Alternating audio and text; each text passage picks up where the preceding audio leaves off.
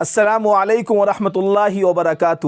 ناظرین، آج ہم آپ کو بتاتے ہیں کہ انسان کی عادت، اس کا رویہ، اس کا برتاؤ اور اس کا طور طریقہ اس کے خاندانی پس منظر کو، اس کے خاندانی بیک گراؤنڈ کو، اس کے خاندانی پیشے کو کس طرح بیان کر دیتے ہیں۔ کہا جاتا ہے کہ عادتیں نسلوں کے سلسلے میں بتا ہی دیتی ہیں۔ دوستو، اس سلسلے کا ایک بہت دلچسپ اور سبق آموز واقعہ ہے۔ ایک بادشاہ کے دربار میں ایک اجنبی نوکری کے لیے حاضر ہوا۔ اس سے اس کی قابلیت اور ٹیلنٹ کے بارے میں پوچھا گیا تو اس نے کہا، اجنبی نے، کہ میں سیاسی ہوں۔ دوستو، عربی میں سیاسی معاملات کو سمجھنے والے کو کہا جاتا ہے۔ اب سنیے، بادشاہ کے پاس سیاستدانوں کی بہت بھرمار تھی۔ اسے اجنبی کو گھوڑوں کے استبل کا انچارج بنا لیا گیا، جو حال ہی میں مر چکا تھا۔ یعنی کہ جو پہلے سے بادشاہ کے دربار میں گھوڑوں کے استبل کا انچارج موجود تھا، وہ مر گیا تھا، تو اس کی جگہ خالی تھی۔ اس کی جگہ پر اجنبی کو گھوڑوں کے استبل کا انچارج بنا لیا گیا۔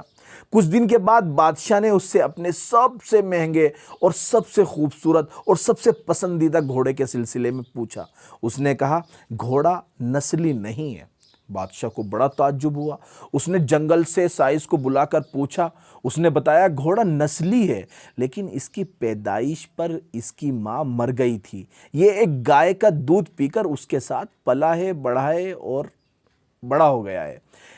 اس اجنبی کو بلایا گیا اور پوچھا، تم کو کیسے پتا چلا کہ گھوڑا نسلی نہیں ہے؟ اس نے کہا، جب یہ گھاس کھاتا ہے تو گائے کی طرح سر نیچے کر کے کھاتا ہے، جبکہ نسلی گھوڑا گھاس منہ میں لے کر سر اٹھا کر کھاتا ہے۔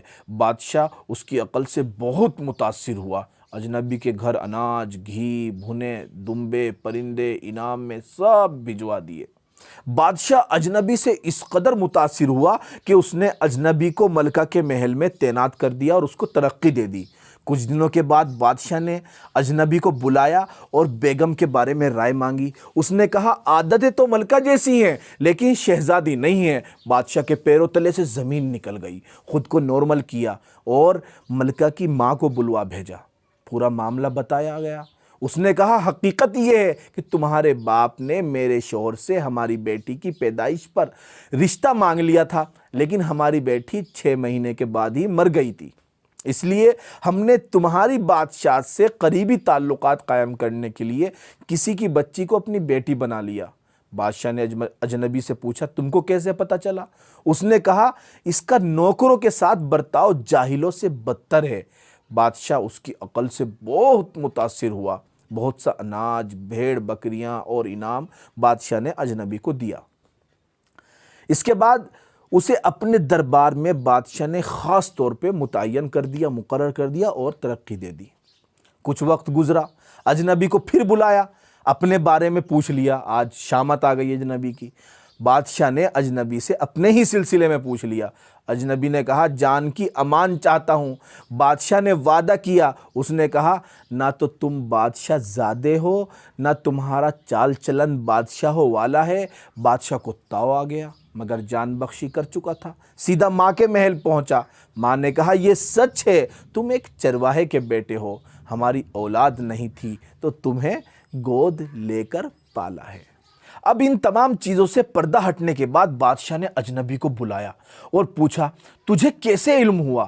اس نے کہا، بادشاہ سلامت، میں نے جان کی امان پہلے چاہی تھی، اس لیے بتا دے رہا ہوں کہ بادشاہ جب کسی کو انعام اور اکرام دیا کرتے ہیں، اعزاز دیتے ہیں، عزت دیتے ہیں، تو ہیرے، موتی، جواہرات کی شکل میں دیتے ہیں، لیکن آپ بھیڑ بکریاں، کھانے پینے کی چیزیں دیتے ہیں۔ یہ عادت ایک بادشاہ کے بیٹے کی نہیں ہو سکتی، کسی چرواہے کے بیٹے کی ہی ہو سکتی ہے۔ تو دوستو، آج کے اس واقعے سے سبق یہی ملتا ہے، تجربے کی بات یہی ہے کہ عادتیں نسلوں کا پتہ دیتی ہیں۔ عادات انسان کے اخلاق اور لوگوں سے برتاؤ، لوگوں سے اس کا رویہ، خون اور نسل دونوں کی پہچان کرا دیتے ہیں۔